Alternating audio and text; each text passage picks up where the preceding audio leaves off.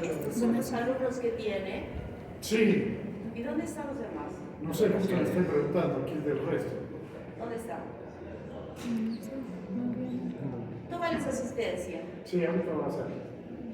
Saquen un papelito. Tremendo genio y amor.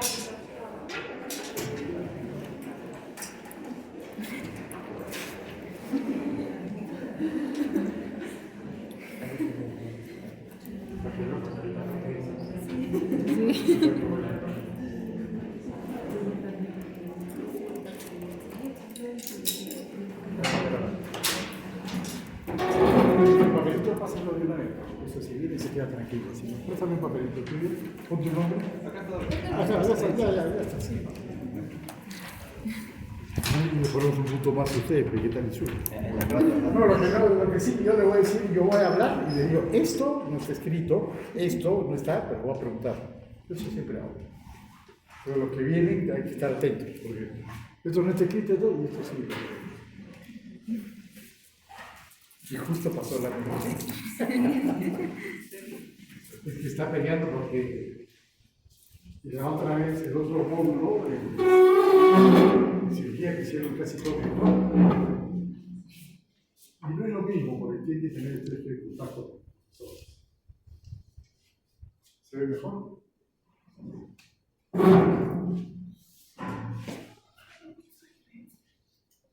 Lo que pasa es que también los bajas que si tienen recuperación 2,5. ¿Quién es Lola? Lola Soto. Julia. Julia Soto. Sí, pero ¿sabes qué? Lo que tiene que decir cuando no hay clases, en la clase que no estén en el mismo horario deben tratar de hacer las clases, porque les complica. Por ejemplo, ¿no? En la mañana tienen que salir más temprano para llegar.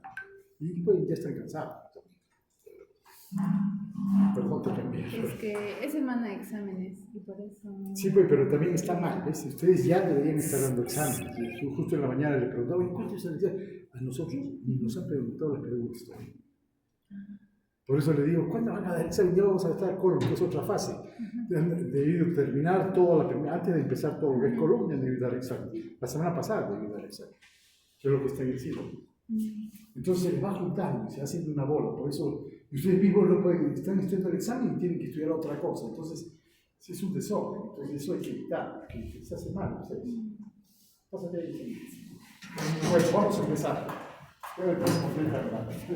Sobre todo porque es capaz de regresar a la primera norma.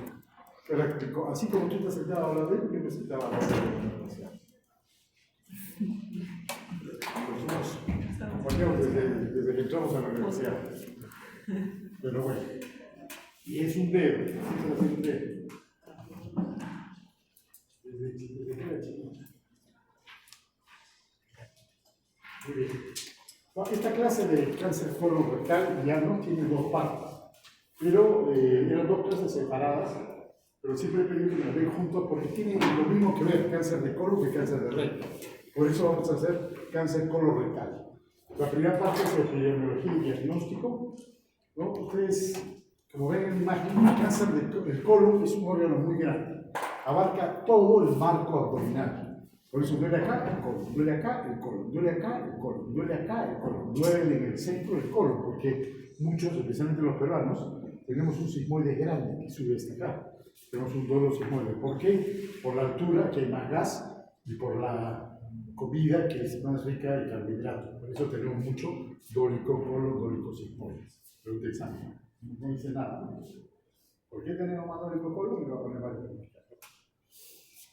¿Qué vamos a ver? Carcinogénesis, factores de riesgo, pólipos colorectales, incidencia, cuadro clínico, diagnóstico, estadios. ¿Ya? Voy a cerrar solo para que vean un poco mejor la imagen. Mucha luz ahí. ¿No? Se ve mejor. En la imagen se está viendo un cáncer del colon transverso. ¿Quién me dice por qué colon transverso? Vamos a hacerlo así más bonito. Yo digo, este es un cáncer de colon transverso. ¿Por qué? Esto no se lo van a olvidar nunca, pregunta que está en examen y que no está. Fíjense, es un triángulo. La única porción del colon que es triangular es el transverso. Entonces, de eso se guían los endoscopistas. Porque entran un tubo redondo, llevan transverso, es triangular. Salen y empiezan a hacer otro redondo, ya están en el descendente. Entonces, la estructura anatómica del colon transverso es triangular. Por eso yo les digo que este es un cáncer necrosado. Esta es la parte del tumor que está creciendo. Otra cosa importante de los tumores que lo vamos a ver, ¿qué porcentaje de la luz ocupa el tumor? Entonces siempre el endoscopista le va a decir, este es un cáncer que ocupa casi la mitad, ¿no? Un 50% de la luz. Quiere decir que no está obstruido, por lo demás pasa. Si ocupa el 100%, se obstruye, es una emergencia, hay que operar. Sobre todo estos detalles lo vamos a ver en la primera parte. En general, decimos que el cáncer colorectal es una enfermedad común, muy común, es uno de los cánceres más frecuentes, como vamos a ver, y es letal. Si no hacemos algo, el paciente se muere. El riesgo de presentar cáncer colorectal está influenciado por dos cosas importantes. El medio ambiente que es el medio ambiente del colon, que es lo que comemos, las bacterias que tenemos. No, ahorita vamos a ver sobre la microbiota, que es parte del medio ambiente. Y los factores genéticos, que los heredamos y no podemos hacer nada. Es el tercer cáncer más frecuente en hombres y el segundo en mujeres. Está asociado a bajo nivel socioeconómico, y eso sin duda porque en Estados Unidos sigue siendo un cáncer frecuente, y a la edad. ¿Quién va a tener primero cáncer de colon? Acá, ¿quién tiene más riesgo? ¿Por qué? Porque soy un poquito mayor que ustedes, soy de la edad de sus papás. Entonces puedo tener cáncer colorectal. Un poco, esta es la carcinogénesis. ¿Cómo se produce el cáncer colorectal? Tiene que haber un desbalance de estos tres grupos de genes. Hay oncogenes, ¿no? Que ustedes ya los conocen, son los genes que están hereditarios, los heredamos, están en nuestro cuerpo. Estos oncogenes se tienen que activar. Tienen que fallar los genes de reparación, mismatch repair genes. Estos fallan, de alguna manera están mutados, entonces no reparan el error que se empieza a ingresar. Y los genes supresores de tumores dejan de funcionar. Entonces, si nosotros tenemos un oncogene heredado, si los genes de reparación no funcionan, y si los supresores dejan de funcionar, se produce un tumor. Entonces, es un balance muy claro, ¿no? Esto podemos modificar los genes de reparación porque se dañan con nuestra dieta, con el medio ambiente. Los genes supresores también con el medio ambiente, pero estos los heredamos, esto es más difícil de modificarlos. Apúrate para que pierdas. Acá hay una más. Porque ya casi todo el temprano. La carcinogénesis del cáncer colorectal se produce como toda la carcinogénesis del aparato digestivo. Esto se presenta para todo. Es un modelo que lo presentó Bolkestein hace muchos años. Y dice que hay una epidemia normal, que tiene que haber alguna alteración. Aquí el gen APC, es un gen inhibidor, se altera y empieza a formar un pequeño pólipo. Se activa otro oncogén, el KRAS, y este pólipo se vuelve un pólipo mucho más grande y es un adenoma temprano. Otro gen, el gen DCC, que también es un gen supresor, se altera y se produce un pólipo mayor. Y al alterarse el P53, que se acuerdan que es un gen supresor, deja de suprimir al otro gen, ya supresa el cáncer. Pero este cáncer todavía, para que se vuelva metastásico, tiene que tener múltiples metástasis más. Entonces, desde que se forma un pólipo hasta que se forma un cáncer, realmente puede pasar 5 años. Hay excepciones, pero demora un pólipo en convertirse en maligno 5 años. Ahora vamos a ver otra cosa importante. El daño genético del que estamos hablando puede ser por inestabilidad cromosomal, ¿no? Puede haber cambios, inserciones de cromosoma. Puede haber, que es lo más difícil de determinar, alteraciones epigenéticas. Esto no se puede prácticamente determinar, pero cualquiera de nosotros, por la dieta, hasta el estrés lo meten acá, la falta de zinc y muchas cosas, puede ser alteraciones epigenéticas. Y puede haber inestabilidad microsatelital. Simplemente se cambia una, fíjense aquí, en vez de CA por AC, se cambian estos dos y ya hay una inestabilidad satelital. Empieza a cambiarse 2 genes nomás, suficiente para que se inicie el proceso que hemos visto de carcinogénesis. Por eso que es un proceso largo, lento, y esto es una ventaja para los médicos, porque nos permite con colonoscopia diagnosticar. Por ejemplo, ayer vi una señora que tenía una anemia alrededor de su casa. La causa principal de la anemia en las personas mayores es un cáncer. Entonces, primero, estaban haciendo 80.000 estudios. Digo, hay que hacer endoscopia alta y baja. Los algodones de sangre, algún sitio le está sangrando. No había visión falada. Pero le había visto otro colega y le había dicho que no, era una falla de la médula. ¿Cómo se llama de la médula? Cuando hay falla en la médula, están bajo los globos blancos, los rojos y los plaquetas. Pero acá solo están bajo los rojos. Entonces, evidentemente, está sangrando por algún sitio que no se ve. Entonces le dije, hay que hacer colonoscopia y endoscopia. No, pero me han hecho uno en el 2023. Son hace 2 o 3 años. Teóricamente es suficiente. Y si no, le hicieron y había un cáncer de colon. Había que crecer más rápido por inmunosupresión, por cualquier cosa. Entonces, siempre hay que ser mal pensados. Así como el cáncer de mama, hay varios tipos de cáncer, ¿no? Luminal A, luminal B, cerebelo positivo, triple negativo. En el cáncer de colon también hay 4 tipos de cáncer colorectal, ¿no? Inestabilidad satelital o inmune, el canónico, que es el clásico, que por eso es el más frecuente, uno llamado metabólico y otro mesenquimal. El más frecuente es el clásico, no tiene tantas mutaciones salvo la mutación MYC. En cambio, el inmune, como su nombre lo dice, presenta muchos cambios inmunológicos. El BRAF está mutado, hay una gran infiltración inmunológica, gran activador del sistema inmunológico, entonces podemos usar drogas anti-sistema inmunológico. Por eso nos conviene detectarlos. El metabólico, al revés, hay una desregulación metabólica. Este metabólico incluso a veces produce insuficiencia renal. No nos explicábamos cómo. Ahora sabemos que hay una serie de desregulación metabólica debido a mutaciones del KRAS. Y fíjense, tenemos drogas que bloquean el BRAF y tenemos drogas que bloquean el KRAS. Entonces, si nosotros logramos determinar qué tipo de tumor es, yo voy a tener un arma muy buena, especialmente en enfermedad avanzada. Y el mesenquimal es alterados otros, tienen el peor pronóstico y no tiene la KRAS y BRAF, y entonces no tenemos un buen droga por ahora para bloquear ese tipo de tumor. Pero en resumen, lo más importante es esto, el desbalance, ¿no?, entre el medio ambiente y la susceptibilidad del paciente por el cáncer, es decir, la herencia y lo que lo rodea al colon. Y lo que más lo rodea al colon, y lo que les estaba diciendo antes, son la microbiota. Se ha visto, se ha encontrado diversos tipos de bacterias que van cambiando de acuerdo a los diversos tipos de cánceres, y esto, microbiota, o el medio ambiente y todo lo demás, el estilo de vida, es parte de la nueva teoría de por qué se produce el cáncer colorectal. Cada vez se están trabajando más con la microbiota, incluso en algunos países ya están vendiendo capsulitas con caca, microbiota y caca, que sacan cultivos especiales y te venden microbiota con bacterias. Ahí pueden hacer un trabajo lindo de investigación y tratan de modificar la microbiota para eliminar los pólipos. La microbiota del cáncer, entonces, son varios microorganismos, varias especies se han asociado al cáncer. La persona con cáncer colorectal pueden estratificarse en 4 grupos basados en la abundancia de la microbiota. Es lo que les mostraba anteriormente, ¿no? Si predomina este tipo de microbiota, es este tipo de tumor, ahí hay otro tipo, varios tipos de acuerdo a la microbiota que esté modificada. Entonces, otro estudio muy fácil que ustedes pueden hacer. Siempre van al hospital y cuando detectan ese cáncer colorectal, le sacan muestras de su microbiota. Las cultivan y van sacando una muestra. Después de 10 cánceres van a saber qué tipo de microbiota predomina en general, todos podemos tener elementos genéticos, ¿no?, que pueden producir un cáncer temprano. Puede haber focos aberrantes en las criptas, pólipos adenomatosos, adenomas displásicos y el cáncer. De todas estas mutaciones, fíjense, muy pocos terminan en cáncer.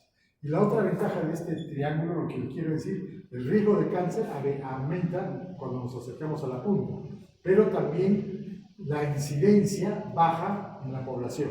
La población mayor está acá acá hay la menos población.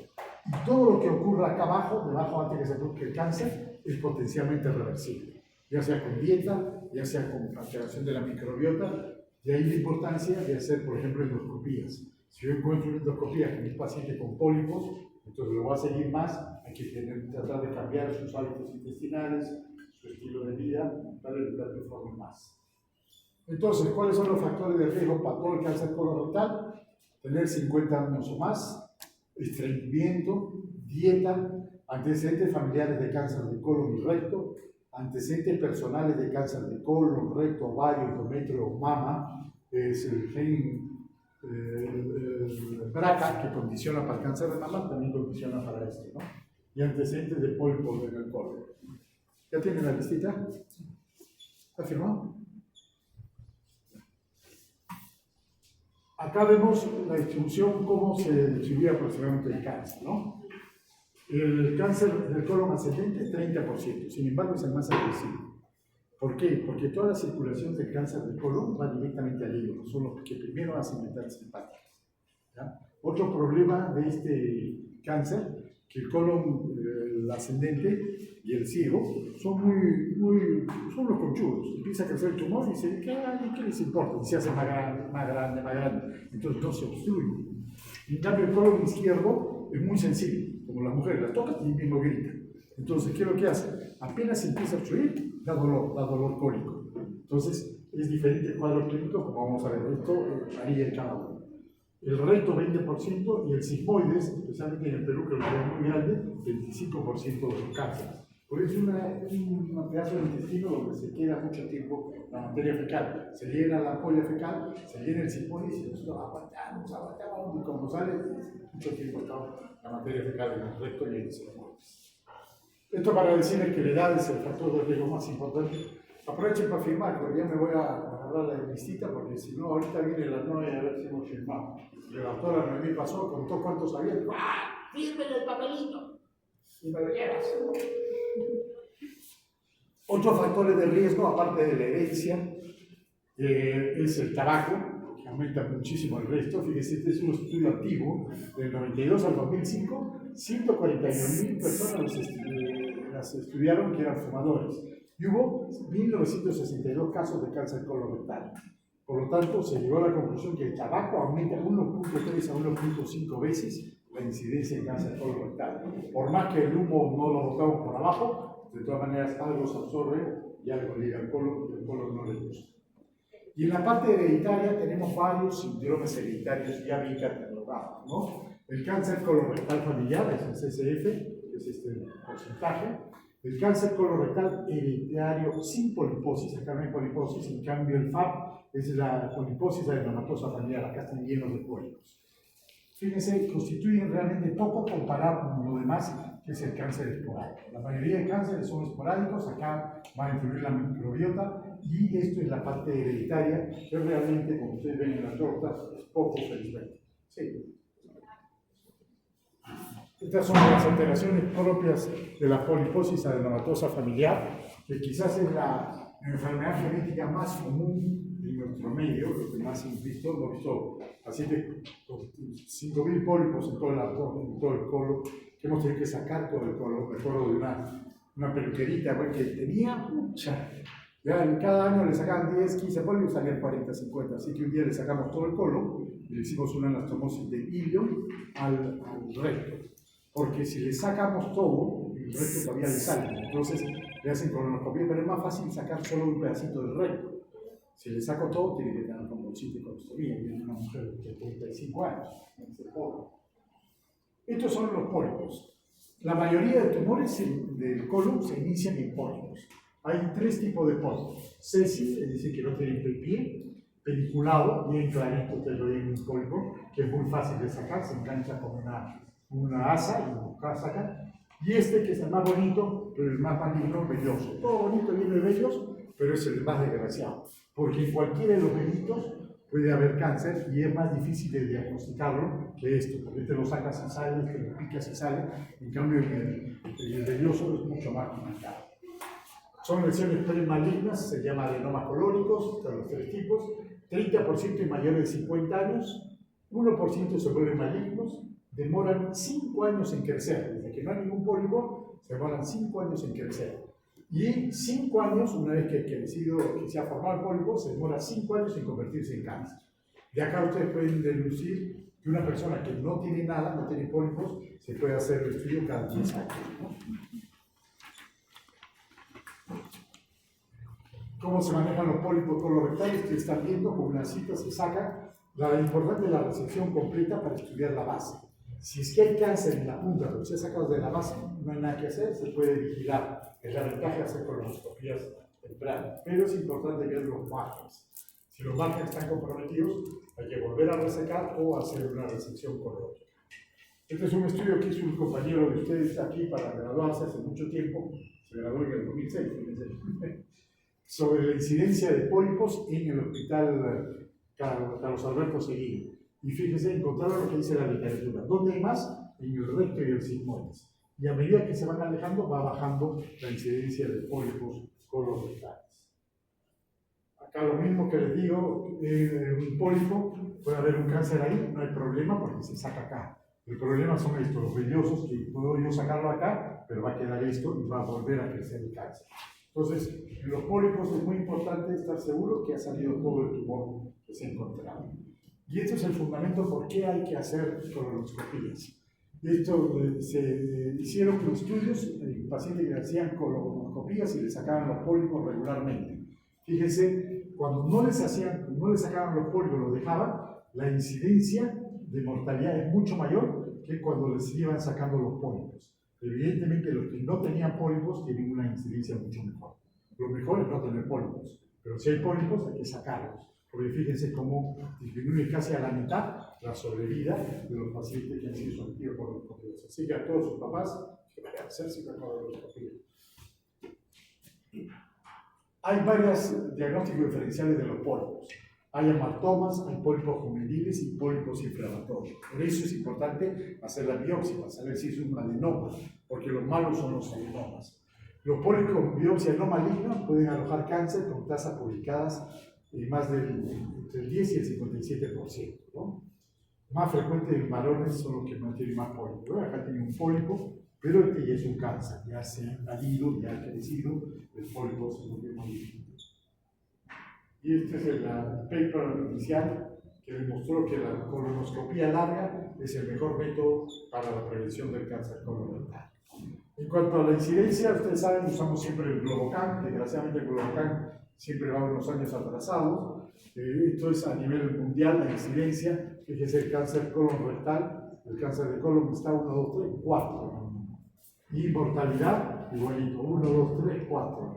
Es muy frecuente y con alta mortalidad. Por eso decimos que cáncer frecuente y mortalidad. Varía en el mundo. En algunos países tienen más azulito, tienen más cáncer colorectal. Está en estos países también asociado a la costumbre. Los argentinos comen carne 8 veces a la semana. ¿Comes 8 veces a la semana? Si la semana solo tiene 7. 8, porque el domingo come mañana y noche. Entonces son 8 veces a la semana. Todos los días uno. ¿Y cómo hacen? Cuando ustedes hacen una parrilla, ¿cómo calculan cuánta carne le van a dar a los que vienen? Generalmente decimos 150 gramos, 100 gramos por persona. Los argentinos no. Cada persona medio kilo. Son 10 personas, 5 kilos de carne. Así calculan sus parrillas. Entonces, cáncer colorectal. Canadá, el norte de Europa, toda Europa, Australia tiene mucho más incidencia. En cambio, fíjense, los africanos casi no comen carne por su religión, por su situación económica, por sus costumbres, son prácticamente vegetarianos, miren la incidencia de cáncer colorectal. La India, que la vaca es sagrada, pero vamos a ver que tampoco, por muy sagrada que sea la vaca, sí tiene su cáncer colorectal. El recto está separado del colon, por eso lo he puesto acá, también tiene una alta incidencia de los dos, lo mismo sobre la incidencia de cáncer colorectal. Entonces, de la incidencia esto es lo importante recordar. Fíjense, 39, casi 40% de los tumores se encuentran localizados, en el CL2. Por eso se pueden curar fácilmente. 36% tienen enfermedad regional, quiere decir, tienen el tumor, pero ya tienen ganglios. Estos necesitan una adyuvancia con quimioterapia.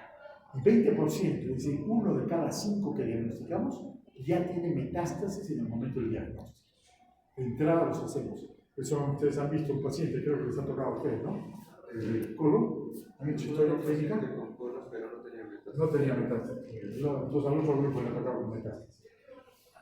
50% de los pacientes con enfermedad inicial de estos van a hacer metástasis alguna vez. Entonces, por eso decimos que es una enfermedad bastante mortal.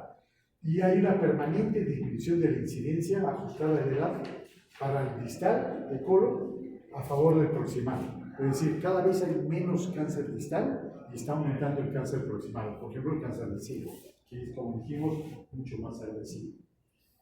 Acá está la incidencia en el mundo, ¿cómo va a pasar? En el 2022 había 1.900.000 casos. Y en el 2045, o sea, cuando ustedes ya estén ejerciendo, sean médicos, ¿se acuerdan de la clase del doctor Mendoza? Fíjense la cantidad de cáncer colorectal que va a haber. Va a haber una epidemia de cáncer colorectal aumentada por la comida chatarra, principalmente, ¿no? En Estados Unidos, en hombres es el tercero en incidencia, y en mujeres, fíjense, también es el tercero. Y en mortalidad, tercero en mujeres, tercero en varones, cuarto en mujeres. Acá baja un poco porque el páncreas está subiendo ahí, ¿no? El nombre es pulmón, próstata y colon. Y en el Perú tampoco somos ajenos a esto. Este es el Perú.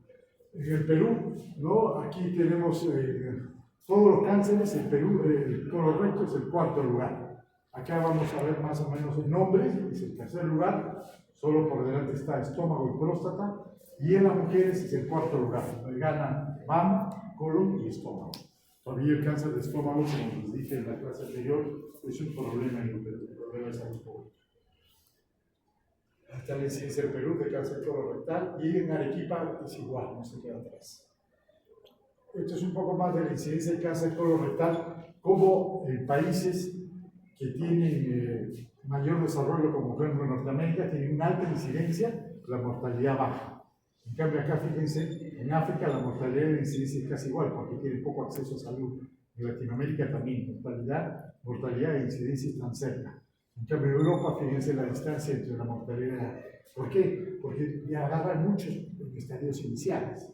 Hacen constantemente pruebas, la gente ya está acostumbrada a ir. En Suecia, por ejemplo, cuando les llega por correo a las señoras, cuando les toca hacer su mamografía y su papá Nicolau. Dice, señora Juana, a usted le toca tal día en tal sitio porque hace un año que no se ha hecho. Acá pues nadie les avisa, se olvida, no se acuerdan, no sé. Y este es un caso especial en la India.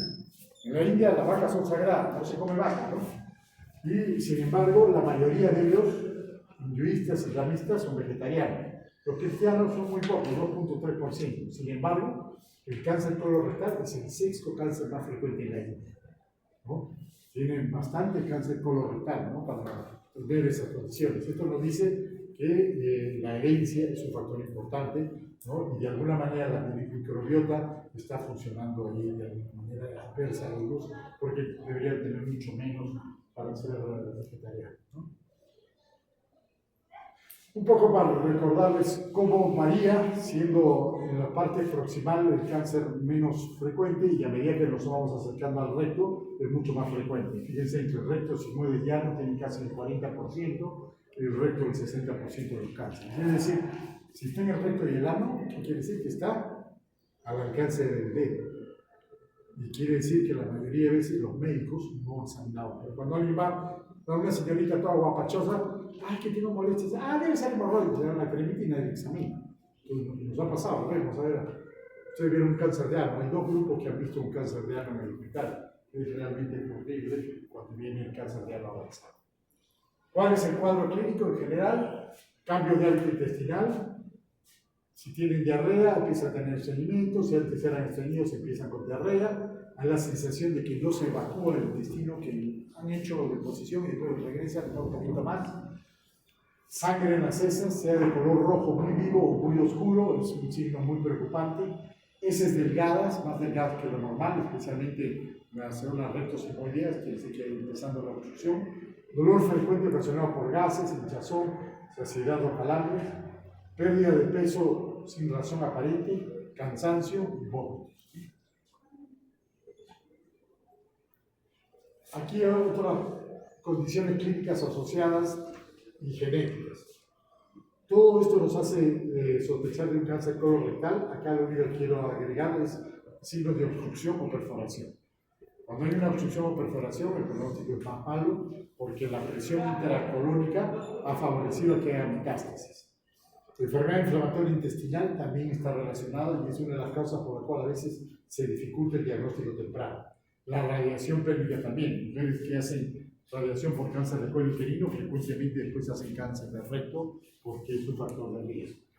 Y en la causa genética ya habíamos visto historia de cáncer colorectal, historia de pólipos anematosos, historia de 2 o más familiares de primer grado con cáncer intestinal, los síndromes hereditarios que ya vimos y antecedentes de cáncer de mama, ovario o pelvis en la familia es preocupante. El intestino se forma en 2 partes, ¿no? La parte del intestino posterior y la del intestino medio. Esto hace que el colon se comporte de distinta manera. Hasta el colon transverso se forma del intestino medio, del feto, y el intestino del resto se forma de la parte distal del colon. Entonces, genéticamente, embriológicamente, son diferentes. El colon derecho tiene un diferente origen que el colon izquierdo. Y eso explica todo. Este concepto se llama la lateralidad del colon. El derecho es diferente que el izquierdo, en todo. Vamos a ver el cuadro clínico del derecho. Fíjense, el derecho es más frecuente en mujeres, forma polipoide y exofítica, mayor compromiso general, frecuente anemia, puede simular una apendicitis por el dolor de fosa ilíaca derecha, diarrea con periodo de estreñimiento, con abundante meteorismo, moco, polvorismo. Entonces le dicen, es un colon irritable, ¿qué has comido? Cualquier cosa, y a veces incluso el tumor palmar. Esto es muy frecuente en el colon derecho, diferente del izquierdo, que es más frecuente en los varones, es de forma anular y estenosante, por eso lo que le decía, más rápido grita, da un síndrome obstructivo agudo crónico, entonces rápido el paciente, los hombres aguantan más el dolor, que es raro que venga un hombre con dolor abdominal, busquen un cáncer del colon. Hay una alteración de la función intestinal, generalmente estreñimiento, no diarrea como hay en el otro lado. Rectorragia, cuando es más abajo, dolor abdominal, y es el que más se puede perforar, y lo cual empeora terriblemente el pronóstico. Fíjense en la sobrevida, según sea el lado derecho o el izquierdo, ¿no? El izquierdo es el 33% de frecuencia, el derecho el 19%. Sin embargo, la sobrevida viene en el derecho, muere más rápido que el izquierdo, que viene más. O sea, el colon izquierdo se comporta de una manera menos agresiva que el derecho. Como yo les dije, principalmente la circulación porta que todo el derecho lo lleva al hígado. Y en este concepto de la letalidad también van a intervenir algunos genes que van a decir que predominan en el lado derecho que el izquierdo. Fíjense, la dieta rica en grasa y carbohidratos es más frecuente en el cáncer del colon derecho, ¿no? Ya habíamos visto más comúnmente en mujeres, más comúnmente inestabilidad satelital. El BRAF está mutado, fíjense acá no, en el derecho el KRAS está mutado, el examen siempre le digo, ¿cuál está mutado? ¿El derecho o el izquierdo? KRAS y BRAF, diferente. Y fíjense, en el izquierdo está asociado a aumento de proteínas, ingesta de mucha carne y baja ingesta de calcio. Entonces, tienen una carcinogénesis diferente, tienen un origen diferente, tienen genes diferentes y se comportan diferente como si fuesen 2 órganos. Y la razón es la embriogénesis, de donde se forman los 2 colones. Acá tiene lo mismo, diciéndole la sobrevida y nuevamente diciendo que Hansen. Este es un estudio de todos los genes, cómo van cambiando, ¿no? El rojito es el BRAF. Fíjense cómo predomina el rojito en el derecho. Si empezamos a bajar en la izquierda, empieza a predominar el KRAS, principalmente. Los otros son importantes, porque también son importantes, ¿no? Pero no tenemos drogas que lo bloqueen. Recién el ER2, ustedes se acuerdan del ER2, ¿no? Del cáncer de mama, ER2. También se puede usar trastuzumab en el colon izquierdo, más no en el derecho, porque hay muy poco, ¿no? Hay otros acá, PIK3, 4, otros marcadores que se pueden utilizar. Fíjense la letalidad como varía. Entonces es lo que les digo lo mismo, ¿no? Que el cáncer de colon es más de una sola enfermedad, hay una clasificación molecular y una clasificación clínica. El diagnóstico se hace principalmente con anamnesis, simplemente preguntando, hablando, conversando, se puede sacar el examen físico, ¿no? En el abdomen es importante palparlo, todo el marco colónico, en busca de masas, buscar grupos ganglionales y metástasis. En el laboratorio es muy frecuente la presencia de anemia. Tenemos dos marcadores muy sensibles, el CA19-9 y el CA. Y recordar que algunos cánceres, como el colon derecho, metabólico, aumenta la creatinina sin una razón que la podemos ver, simplemente porque es metabólico. Sangre oculta en heces está muy de moda, no sirve mucho, es muy difícil porque fácilmente el paciente come algo, come verduras, come espinaca y sale positivo y no tiene sangrado. Es mucho mejor la fibrocolonoscopía. Este es el gol estándar para el diagnóstico del cáncer colorectal. Mucho tiempo hemos usado las radiografías contrastadas de cáncer de colon y doble contraste, pero ya los médicos se han olvidado de hacerlo, ya no la hacen. Entonces, cada vez que uno pide, se sale una mancha que no sirve para nada, ¿no? La radiografía de tórax es útil, pero también cada vez se usa menos porque usamos tomografía. De frente le ponemos una tomografía del tórax, abdomen y pelvis y el paciente ya está estabilificado. Algunos pacientes que no se puede hacer colonoscopía porque hay que sedarlos, son pacientes muy lábiles, se puede hacer una colonografía tomográfica computada, que mediante un procedimiento se ve el tumorcito, ¿no? Acá también se ve, ¿no? Pero, acá también lo ve, tiene la diferencia de que no podemos biopsiar. En cambio, la fibrocolonoscopía no solo los biopsia, nos dice qué tipo de tumor es, nos dice a qué altura está y es mucho más fidedigna. Esto es una excepción en algunos pacientes que no se puede hacer colonoscopía. Y este es el diagnóstico diferencial.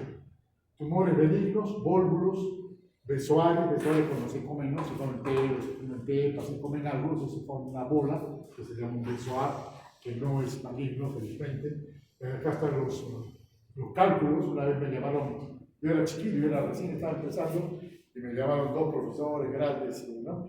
Para operar a un señor muy conocido de Arequipa, que no sabíamos qué tenía, la panza hinchada así. Estaba el doctor Arrati, que era cirujano cardiovascular, porque podría ser una trombosis mesentérica. Estaba el doctor Tejada Gutiérrez, que era un gran cirujano, que pensaron que podía ser un vólvulo, un infarto mesentérico o alguna cosa de esa. Y a mí porque si era un cáncer, que era el más jovencito. Y al comer el jovencito, miraban y yo, ya empieza tú. Y yo empecé a así como en la mañana yo miraba, ya en ese plan yo era el que cortaba y yo miraba. Y me dice, ¿qué hay? Meto la mano, palpo, me encuentro una piedra así de este porte, un huevo, en la desembocadura de la válvula ileocecal. Y eso le causaba perfusión intestinal. ¿Qué había sido? Un cálculo de la vesícula biliar, la vesícula biliar lo está portal. Y entonces este cálculo ha perforado, ha caminado todo el intestino delgado y se atracó ahí y se dio la obstrucción intestinal. Una maravilla, porque hicimos un tajito, sacamos eso y el paciente se mejoró. El paciente con 85 años mejoró y vivió mucho. A los 4 años le dio un infarto y lo primero que le llamaron al doctor Mendoza. Yo cuando le dije que iba a hacer el infarto, ya el pobre estaba mal. Hay tumores extracolónicos, tumores inflamatorios, este vacío horrible es una diverticulitis. Cuando la diverticulitis no se trata, se forma un plastrón, ¿no? Hay tuberculosis enteroperitoneal y tumores extracolónicos, principalmente ovario y estómago. Hace poco operamos una señora que tenía 2 tumores así en cada ovario. Tenía un cáncer de estómago que se había inseminado por vía celómica. Acuérdense de eso, va a haber pregunta para el examen. Por vía celómica llegó el cáncer de estómago a los ovarios. Y entonces encontraron metástasis en el ovario, metástasis en el sigmoide afuera de un cáncer de estómago. Y el cáncer de, bueno, ya les he dicho, la diverticulitis es un diagnóstico diferencial especialmente en los tumores rectos hemorroideos, ¿no? Y en los tumores anales, toda la patología hemorroidal, hay que hacer el diagnóstico diferencial, la rectocolitis ulcerativa, tumores benignos, prolapso rectal. Todo esto feo, este prolapso no es cáncer, ¿no? Esta es una proctitis actínica por la radioterapia, ¿no? Entonces, para esto, ¿ves? Las hemorroides, ¿qué hay que hacer? Meter el dedo. Hay que meter el dedo para no meter la pata, porque sencillo. Si no, es un problema. Otro diagnóstico diferencial son los juguetitos, ¿no? Entonces le metió el juguetito, no lo pudieron sacar y tuvo una obstrucción intestinal, se salió en la radiografía y bueno, se ganó su COVID. ¿De qué depende el pronóstico de todos los cánceres colorectal y en general de todo el aparato digestivo? Ya lo habíamos visto. La penetración del tumor en los tejidos. A medida que va penetrando más el tumor, el pronóstico va empeorando. Si llega a la cirrosis, peor, porque se va a abrir y va a ser carcinomatosis, ¿no? Entonces, penetración del tumor. La presencia de ganglios positivos o no. Si nosotros operamos un cáncer colorectal que no tiene más que un ganglio positivo, el paciente puede no hacer quimio, está curado por la cirugía. Pero si tiene más de 3 o 4, tiene que hacer quimioterapia, como vamos a ver. La presencia de metástasis es un factor en contra, el grado de diferenciación, G1, G2, G3, G4, la invasión venosa, la invasión linfática o perineal, son factores de mal pronóstico. Y también factores que ya les dije, la obstrucción y la perforación, porque rápidamente hay diseminación en la cavidad peritoneal. El ser elevado más de 5 es un mal pronóstico, la edad mayor de 70 años, enfermedad local persistente después de la quimio y la radioterapia, aneuploidía y pérdida de líquida 18K. Acá es un cáncer de recto, acá está el margen anal, que hubo que hacer una operación de Mainz, el tumor estaba simplemente a 3 centímetros del margen anal, no se pudo salvar el efecto, ¿no? Acá lo mismo, el estadio va a depender de la penetración del tumor en las diversas capas. Por eso, estadio 1, la submucosa. Estadio 2, muscular propio. Estadio 3, llegó a la serosa, ¿no? Y si sobrepasa la serosa, es estadio 4, ¿no? Y al pasar ya invade otros órganos, sigue siendo estadio 4. Entonces, este viaje es muy fácil. Y el N también. N no hay ganglios, N1 hay de 1 a 3 ganglios, no hace quimio, más de 4 ganglios debe hacer quimio, ¿no? Entonces, N1, N2, N3 es muy fácil este viaje de cáncer colorectal y la presencia de metástasis o no. La más frecuente es hígado y pulmón, pero también va a hueso y cualquier parte. Durante muchos años, antes de usar esta estratificación del TNM, se usaba la estratificación de Hughes. Ya casi no se usa, pero por concepto que deben tener. Hughes fue un patólogo inglés que fue el primero que se le ocurrió ver que a medida que el tumor entraba más en el tejido, era más maligno, tenía peor pronóstico. Por eso tenía Hughes A, B o C, ¿no? A estaba en la mucosa, B llegaba a la submucosa, C llegaba hasta la serosa y ya el D era el que perforaba la serosa y había metástasis y era más avanzado. Mucho tiempo ahora se usa solo el TNM. Este es Hubert Hughes, que fue el primero en estratificar el cáncer colorectal, un gran patólogo inglés. Yo trabajaba en este hospital, St. Mark's, en Inglaterra. Casi toda la cirugía colorectal moderna salió de este hospital St. Mark's. Y otra cosa que ha cambiado la historia natural es el inicio de la quimioterapia. Fíjese, acá está, este trabajo fue publicado en New England con Hughes, ¿no? Y estadios TNM, que yo lo resumí acá, estadios 1, 2, 3 y 4. Y fíjense la sobrevida antes de 1950 y después del 60. 80, 90, 60, 85, 45, 75, 15, 30, 65. Y acá ahora, en nuestra época, tendríamos que subirlo más.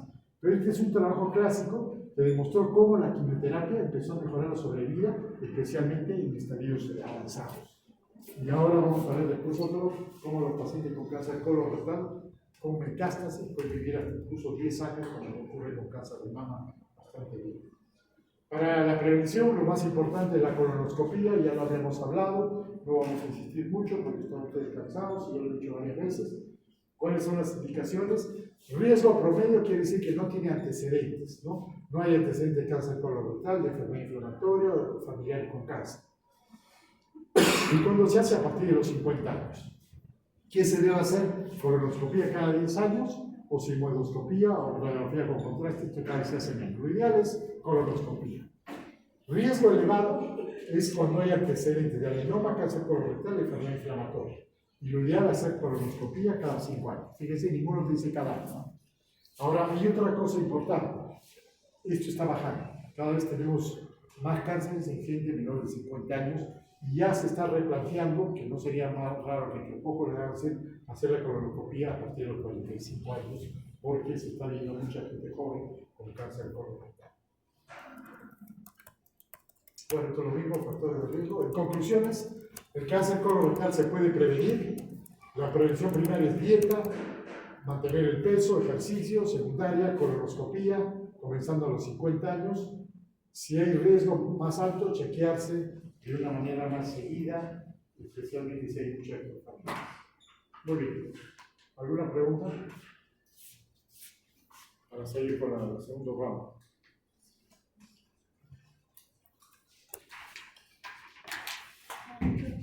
Sí, un poquito ¿a qué profundidad que Porque tiene que salir que toda la base del pólipo está libre. depende de dónde esté. A veces el último pólipo velloso que se había operado era más grande que esta tapa. Y le tuvimos que sacar un pedazo de colon. Y todavía era bajo. Iba a hacer una anastomosis por el recto para que la señora no quede con polos, porque era un pólipo velloso. Felizmente le salió todo el pólipo y no hubo cáncer. Pero depende del tamaño y la ubicación del pólipo. Eso es muy importante. Y desgraciadamente los vellosos crecen mucho, son siempre así, son aparatosos, son grandes. Y el síntoma principal de los vellosos, sobre todo cuando son bajos, es un moco. Tienen mucho moco, el paciente se queja de nada, con moco.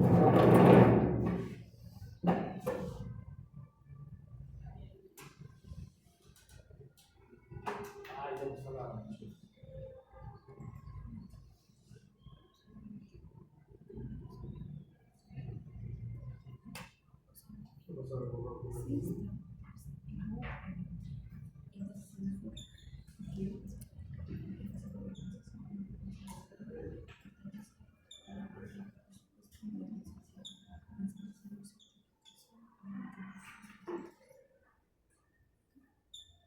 Muy bien, ahora vamos a hablar sobre el tratamiento del colon rectal. Ahí en la imagen ven un cáncer de recto, así de feo se ve. Y así de feo se palpa, ¿no? El médico que mete el dedo se va a encontrar acá con una herida grande, dura. Acá ocupa casi el 100%, ¿no? Este es el margen anal. O sea que esto llega fácilmente con el dedo, por más que tenga el dedo chiquito. Vamos a hablar de algunos conceptos oncológicos sobre el tratamiento, el principio del tratamiento, cómo se opera, cómo se hace, complicaciones y la quimioterapia. Este es un concepto muy importante en cirugía en general, y en especial en la oncología, y especialmente en colon recto. Nosotros tenemos que balancear entre la técnica y la táctica, pero siempre con una anatomía planificada. ¿Qué quiere decir esto, técnica? Técnica es cómo se hace. Entonces, ustedes han visto el libro de técnica quirúrgica. ¿Cómo se hace la hernia? ¿Cómo se hace la apendicitis? ¿Cómo se hace el colon derecho? Esa es la técnica. El problema es la táctica. ¿Cuándo lo hago? ¿Le hago quimioterapia previa? ¿Lo opero de una vez? ¿O de repente le hago una colostomía y después en el segundo tiempo le saco el tumor? Esa es la táctica. ¿Cómo lo hago? Depende de la edad del paciente, el estado general. Esa es la técnica y la táctica. Son dos cosas completamente diferentes. El cáncer del recto era un problema porque era generalmente mortal. En 1900 la mortalidad de cáncer del rectal era el 100%. Todos los que le daban cáncer del recto se morían, no había nada que hacer. En 1920 había la resección abdominoperineal, tenía una mortalidad del 50%. Y ese señor William Ernest Miles fue el que inventó la operación de Miles, ¿no? Él puso el énfasis en el margen distal, quiere decir sacar la parte distal de todo el recto, ¿no? Pero a pesar de eso fue muy bueno, porque la mortalidad bajó al 50%, el paciente siquiera la mitad de ellos vivían. Pero ¿qué pasó? Seguía viendo problemas de recurrencia.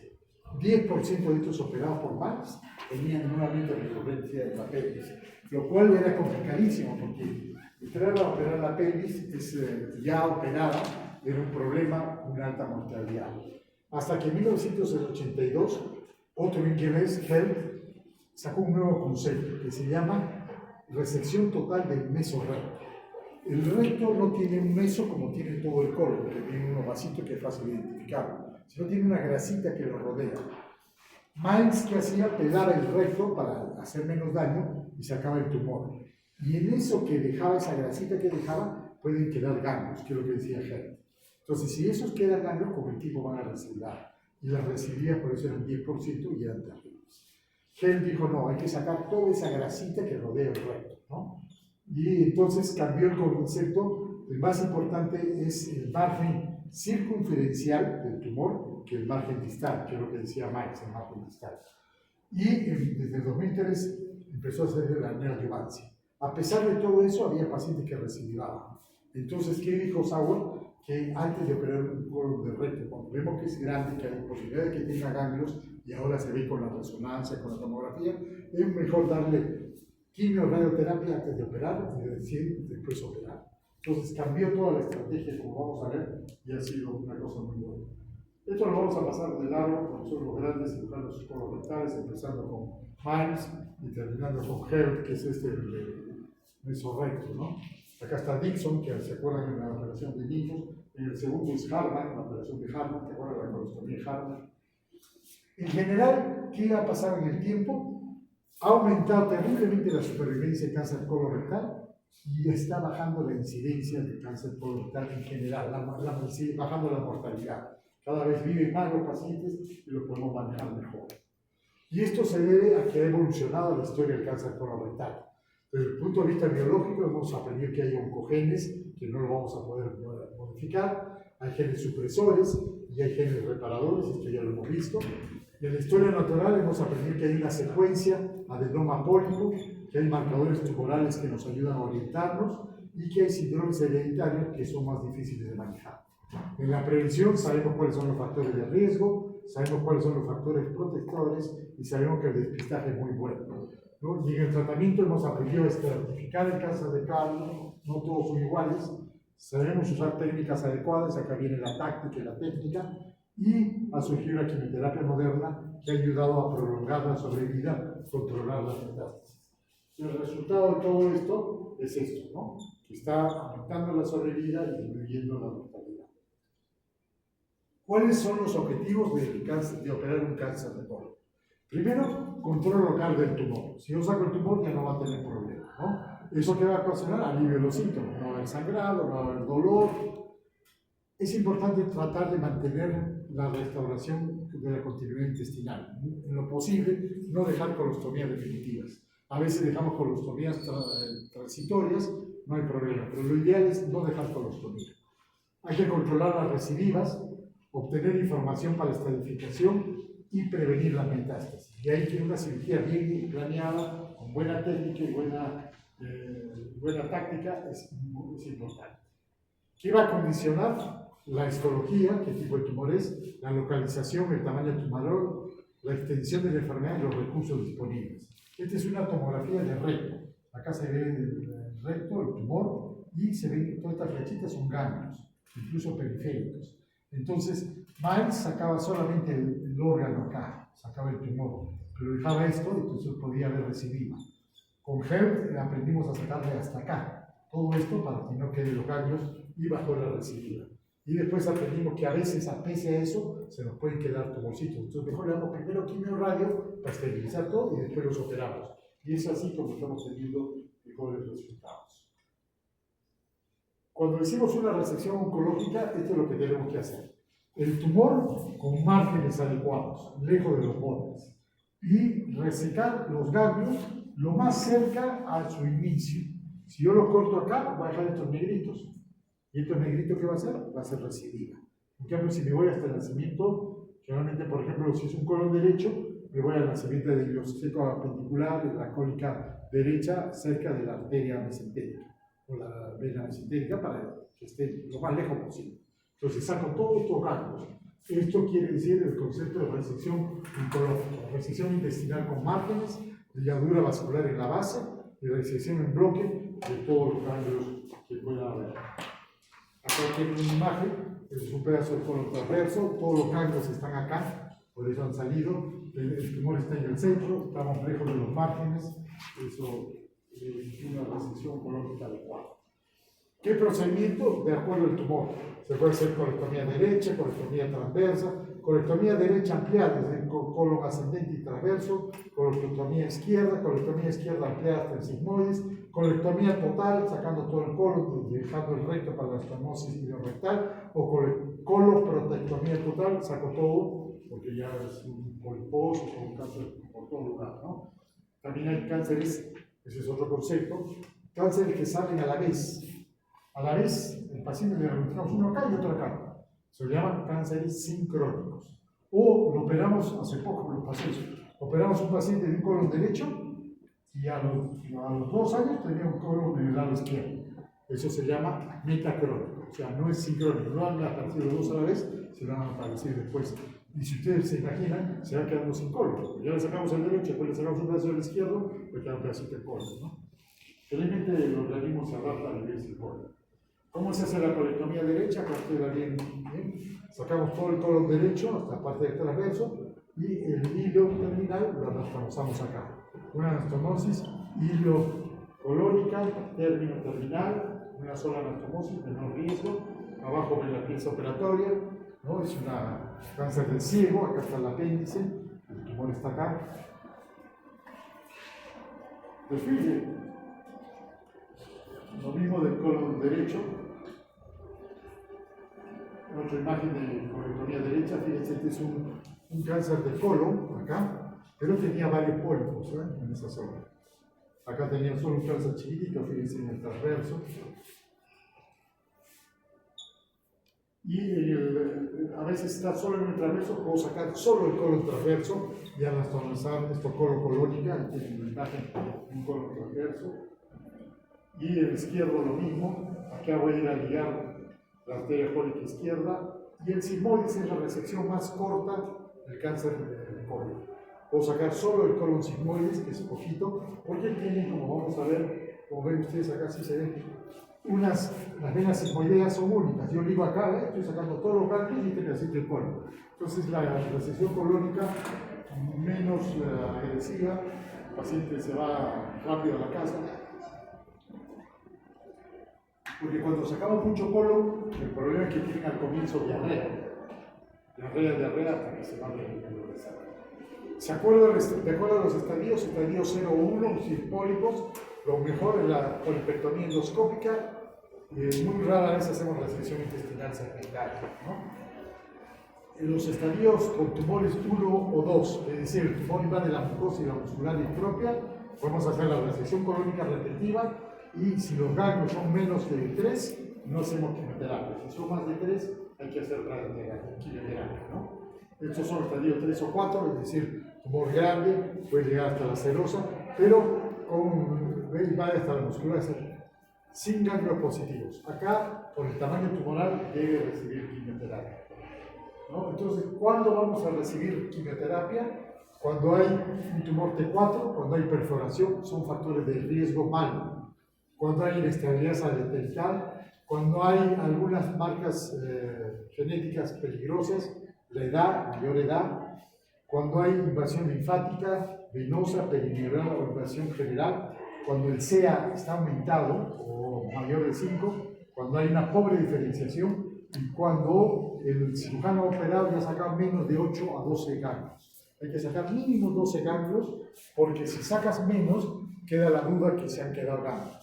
Si sacas 14, 15, bueno, mucho mejor. Entonces, todos estos son factores de preocupación que hacen que demos a veces quimioterapia por si acaso en los casos límites. En cambio, cualquier T con más de 4 ganglios positivos, de todas maneras debe recibir quimioterapia o radioterapia según sea el caso. Generalmente la radioterapia no se usa para colon, solamente usamos radioterapia para recto. A veces sacamos varios órganos, fíjense acá se saca útero, vejiga, ¿no? El colon, porque estaba perforando, evidentemente recibió quimioterapia. Y estadio 4, es decir, cuando el tumor del colon ya ha hecho metástasis a distancia, muchas veces los operamos para el control local de la enfermedad, para que el paciente no se obstruya, para que el paciente no sangre, y a la metástasis la tratamos con quimioterapia. Esto es lo resumen que hemos dicho de las técnicas colónicas.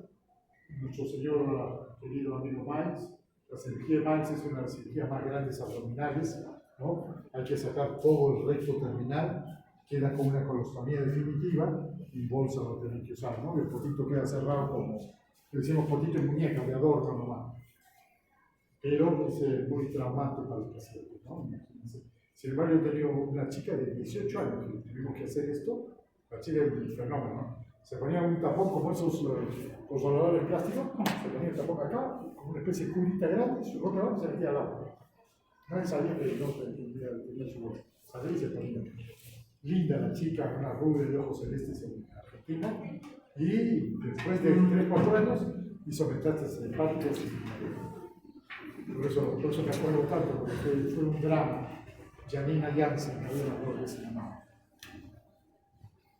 Esta es la resección abdominoperineal, la posición que se hace del paciente, ¿no? Cómo se hacen 2 cortes abdominales y perineales, ¿no? Para tener doble incisión. Y a veces todavía tenemos que seguir haciendo esto cuando el tumor es muy bajo y no responde a la radioterapia. Esto es lo que pasa, ¿no? A veces el tumor ha salido de la zona rectal, queda esto y por eso es mejor darle radioterapia para que esto se achique y podamos sacar bien el tumor y no quede nada de enfermedad. Si no se achica, ya queda operado. Este GER, con lo que él decía, decisión total del mesorrecto, acá se ve bien claro, Esto es cuando se debe sacar así todo el mesorrecto. Si yo lo saco por acá dentro, voy a dejar ganglios. Entonces voy a tener recidiva. En cambio, si lo saco así todo, fíjense, los músculos, por eso es que ya no se puede reconstruir, porque tengo que sacar con todo el esfínter. Todo esto es una resección más radical, pero con mejor resultado. Fíjense cómo se ve el tumor rodeado de esta grasita, ese es el mesorrecto, ya no el recto calatito como lo podemos ver, ¿no? Acá la recurrencia, cuando se hace la resección total mesorrecto, la recurrencia es casi mínima, 6%, y de lo contrario, 20% de recurrencia. Se han pegado mucho al tumor, entonces la recurrencia es mucho más grave. El recto proximal se puede tratar por vía endoscópica cuando son tumores pequeños. Se puede hacer la operación de Mason, que es una recuperación transglútea, transanal, se corta y se saca el tumor pequeño, que como es chiquito hay que ponerlo así, separarlo, porque con el formol se va a encoger y después no van a saber. Tiene que ser tumor menor de 3 centímetros, como chiquito, esto se evita la colostomía y estos pacientes no necesitan después radioterapia. El recto proximal hacemos una resección anterior baja, sacamos bastante intestino hacia arriba, ¿no? Quiero llegar acá. Entonces, el tercio inferior, cuando el tumor es pequeño, hacemos resección anal o transanal. En el tercio medio, podemos hacer resección transanal o podemos hacer una resección anterior baja, es decir, sacar hasta abajo y dejar el esfínter para hacer una anastomosis bien baja. Y solamente cuando el tumor esté en el tercio inferior, hay que hacer la resección abdominoperineal. Pero siempre los tumores de recto, que sean más de T1 o T2, deben recibir quimio, radioterapia preoperatoria. ¿Cuáles son las complicaciones? Montones, fíjense. Mortalidad 38%, mortalidad 2-3%, disfunción urinaria 50% por los nervios, disfunción sexual 75%, incontinencia fecal 25%, requieren resección abdominoperineal después menos del 10%, ¿no? Osteomía temporal la mitad de los casos y recurrencias entre el 8 al 40%. Se puede hacer por la paracopía, toda la cirugía colónica sí se puede hacer, necesitamos más equipo, pero se puede hacer. Y muchas veces no se puede curar, pero podemos operar y hacer bypasses internos para evitar la obstrucción intestinal, ¿no? O colostomías tipo Harman, se pueden colocar endoprótesis que ayudan a que el paciente no esté distinguido y pueda seguir comiendo, ¿no? Entonces, si comparamos el colon y el recto, vemos que el colon no tiene límites precisos, en cambio el recto sí. Sabemos dónde empieza, dónde termina, tercio medio, tercio superior, ¿no? La recidiva en cáncer de colon es baja. Si hay recidiva es por mala técnica de cirujano. En cambio en el recto es alta recidiva. El riesgo de metástasis en el colon es frecuente. En cambio el recto rara es la metástasis. La quimioterapia es muy útil en el colon, en el recto es limitada. La radioterapia es limitada en el colon y es muy útil en el cáncer rectal. Entonces, esa es una diferencia de cómo manejamos el cáncer de colon recto. Fíjense, la neoadyuvancia del cáncer colorectal ha cambiado la idea. Este es un cáncer de recto. Y fíjense cómo queda después de la quimio y la radio. Se puede borrar todo. Y hay una famosa, ahorita les voy a enseñar creo la foto, tengo ahí otra de mis fans, Angelita da Gama, era una, así de este porte de la Angelita da Gama, tenía que usar una escalera para operar, la mejor coloproctora del mundo, era una brasilera, trabajaba en el Hospital San Pablo. Y ella se dio cuenta de esto. Ella se dio cuenta, si yo le doy quimio radio y el paciente mejora, no le hago nada. Lo observamos, pasaba a una etapa de watch and wait. Entonces fíjense cómo se va reduciendo el tumor con la radioterapia, la quimio. ¿Por qué evaluar la respuesta después de la quimio-radioterapia? Porque se puede borrar. Estos son casos que se han borrado acá en la equipa, lo hemos hecho esto, ¿no? Hay respuestas completas, a veces Angelita da Gama. Angelita da Gama, ¿ves? Esta, creo que ya se murió como profesora titular de la Facultad de Medicina de San Pablo. Tenían su escalerita, como le digo, así era. Yo la veía, se nos hablando, todo. Se bajaba del podio, una cosita así. En sala de operaciones se tenía que parar. Decía, ¿es aceptable someter a un paciente a un procedimiento con mucha morbilidad para no remover ni una sola célula cancerosa. Por eso yo ya que planteo que después de hacer la quimio y la radioterapia para cáncer de recto, se puede hacer una colonoscopia y si no hay signo de enfermedad, observar. Y eso quiere decir watch and wait. Esperen y observen, ¿ven? Watch and wait, es la teoría de ella que se hizo famosa y ahora el cáncer colorectal que antes siempre se esperaba, se puede observar, se puede controlar con ello. La quimioterapia ha sido de gran ayuda, fíjense cómo ha ido evolucionando desde el ciclofluoracilo, el más simple, hasta cetuximab, anticuerpos monoclonales y todo lo que actualmente usamos para cáncer de colon.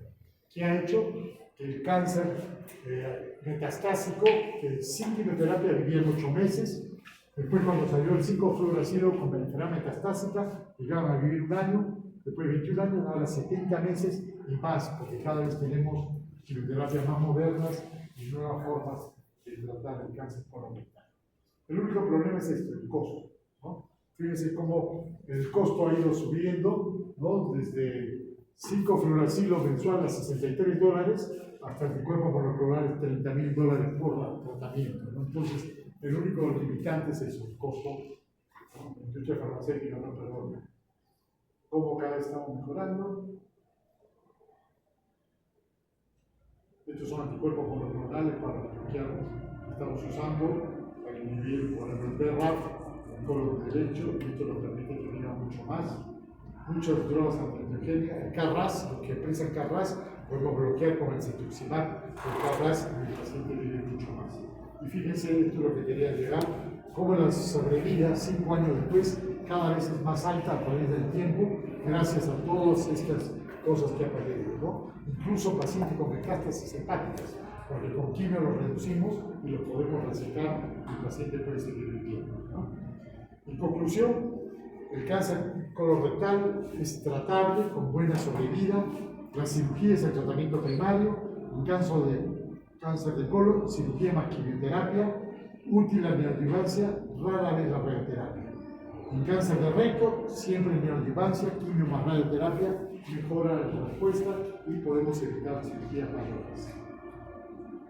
La quimioterapia mejora sobrevida cuando hay cambios positivos y la terapia biológica es una nueva arma promisoria con anticuerpos monoclonales, inhibidores moleculares de factores de crecimiento, también hay vacuna para el cáncer colorectal. Y para terminar vamos a hablar del cáncer de ano. Alguno de los dos lo conoce.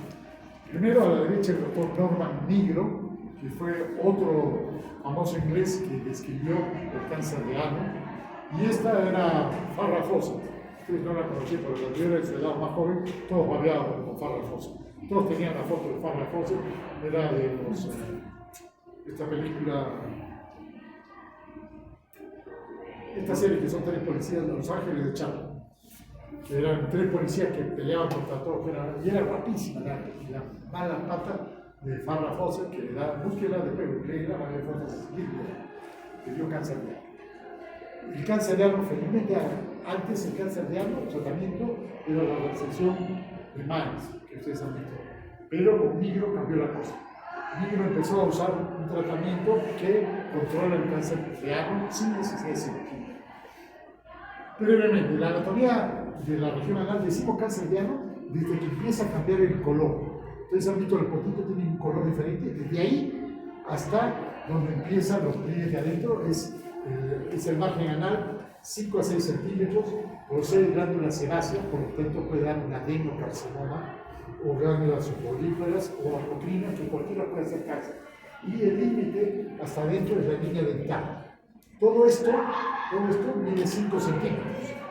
Entonces está al alcance de la mano, ¿no? El canal anal tiene de 15 a 20 milímetros, 1.5 a 2 centímetros, ¿no? Desde la línea anoperineal, que es la que habíamos visto, ese cambio de color, hasta los pliegues, ¿no? Hay 3 zonas. Una zona escamosa, que es la zona de la piel, zona de transición anal, que es el cambio de piel en este pedacito, y ya la zona colorectal, que es la que está adentro, debajo de la piel. Este es lo que se llama el cáncer de ano, canal anal. Constituye 1.5 de todos los cánceres digestivos. La incidencia es baja, felizmente 0.9 por 100.000, es un poco mayor en homosexuales porque está asociado a la SIDA, pero prácticas sexuales anales, ¿no?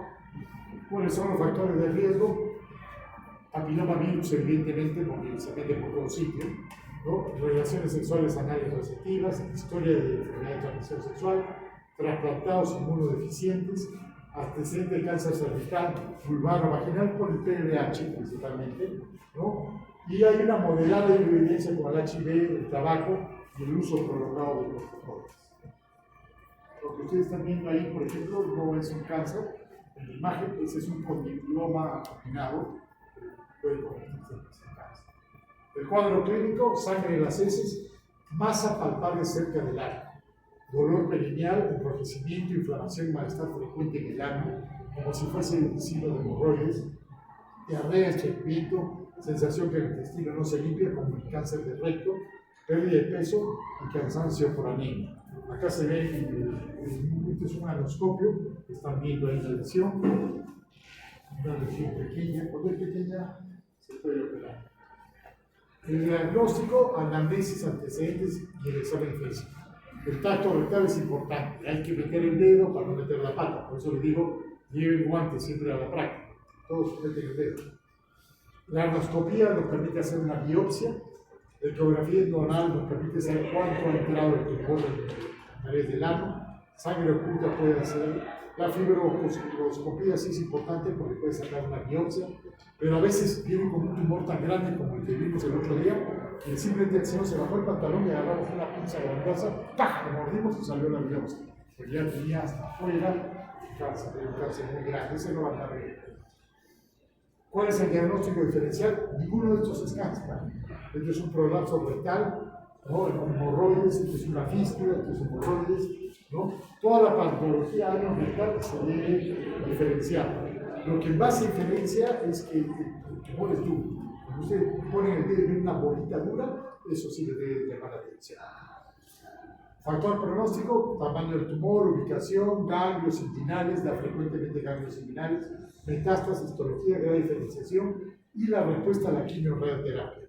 Acá se ve, no sé si logran ver, es una pequeña úlcera con el borde elevado. Esto es más chiquito que el espejo del vidente, ¿no? Que palpando uno se da cuenta y le llama la atención. Y eso hay que hacer la biopsia para hacer. Estos son los que se cubren, ¿no? El 80% son carcinomas epidermoides, 16% son adenocarcinomas y otros raros linfoma y melanoma. Esa es una foto de un melanoma acrónico, de un melanoma que no era negro, que llamó la atención que lo operamos. Terrible, porque los melanomas mucosas son mucho más agresivos. Hace poco hemos operado en el hospital un melanoma de uretra. Venía la señora y decía, tiene una cosa negra, y ¿verdad? Se subió, vimos todo y la uretra negra. Y palpamos mejor, yo metí el dedo, era como casi 3 centímetros se medía la uretra. Hemos tenido que sacarle el clítoris, la vulva y toda la vejiga. Y hacer una nueva vejiga iliar para tratar de ser agresivos y que se cure. Y encima la señora ayer le llamaron, se había arrancado los tenedores de su casa. Pero bueno, así pasa. Pero ya está bien. Este es el melanoma de vagina, de recto que les decía.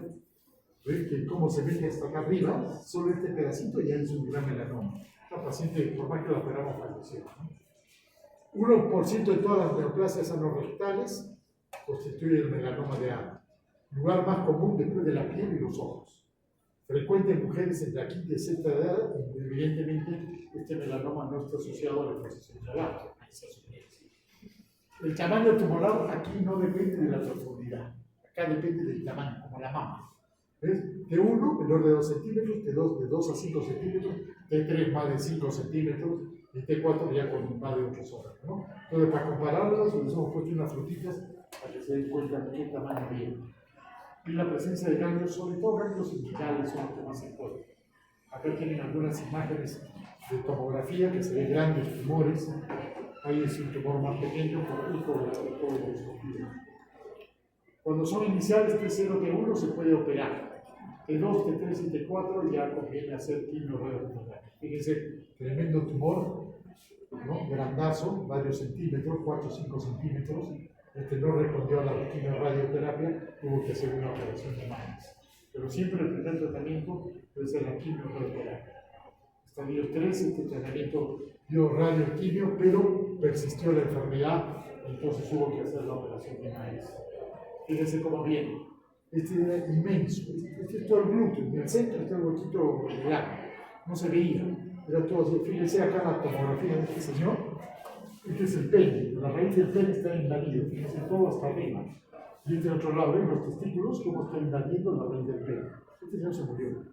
Hicimos una colostomía, empezamos a darle quino, pero al final se murió igual, ¿no? Era mucho, como la gente se asusta, no viene. Hace poco hemos tenido una chica, exalumna de la Católica, contadora de 50 años, 5 años con tumor de mama. Se asustó, le salió el tumor de la mama y se asustó, no dijo nada. Y cuando fue al hospital, porque se cayó y se fracturó la cadera, fue al traumatólogo y dijo, no, pero esta es una fractura patológica. Y le volvía raro. Qué huele, le dice, ¿qué tiene herida en la mano? No, esto es un cáncer. Toda la mano así, como cegada, negra, 5 años. Porque se asusta. La gente se asusta. Este señor, ¿tú crees que no sentía nada? Tenía una cosa ahí que no entienden cómo es. Entonces se asusta, creen que no, y no hay que asustar. Entonces, ¿qué es lo que cambió la historia del cáncer de ano? Es esto, el uso de la mitomicina. Este examen. La mitomicina revolucionó el tratamiento del cáncer de ano, porque mitomicina más 5-fluoracilo y radioterapia eliminaba el tumor. Se puede eliminar la cirugía, que es lo que le pasó a Farrah Fawcett. Ella tuvo desgraciadamente una recidiva y le dijeron hay que hacer operación de manos, no quiso, se murió de metástasis. Hay varios esquemas de hacer quimioterapia, estos son del Reino Unido, los europeos y los ingleses, pero todos tienen un común denominador, todos usan mitomicina. Varía un poco la dosis, pero la mitomicina fue la droga que unido a la radioterapia, lograron controlar este esquema, ¿no? Con muy buena respuesta. A veces este es un problema, proctitis actínicas, y se inflama mucho el recto. Ahora esto se quema con argones o rojitos, sangra, entonces con el láser de argón se van quemando y andan muy bien. En conclusión, es un tumor accesible a la inspección, al tacto. Es un tumor con factores de riesgo conocidos, PDH, HIV, diagnóstico tardío por culpa de los médicos. Quimio y radioterapia es curativa. 5-fumitomicina es el esquema más usado y la cirugía solo se debe hacer en recurrencias. Muy bien, ¿hay una pregunta? Bueno, espero que nunca les deje hacer colorectal lineal.